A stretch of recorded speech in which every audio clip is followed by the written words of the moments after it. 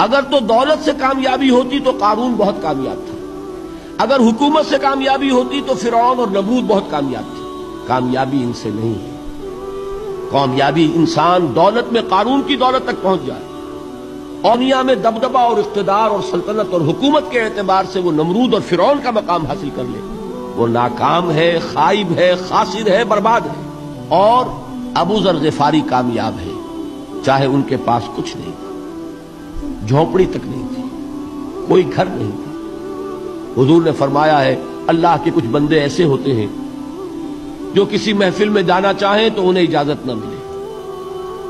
جو کہیں اگر رشتہ کرنا چاہیں کوئی ان سے رشتہ کرنے کو تیار نہیں، کہیں کوئی سفارش کرنا چاہیں تو ان کی کوئی بات ہی نہ سنے۔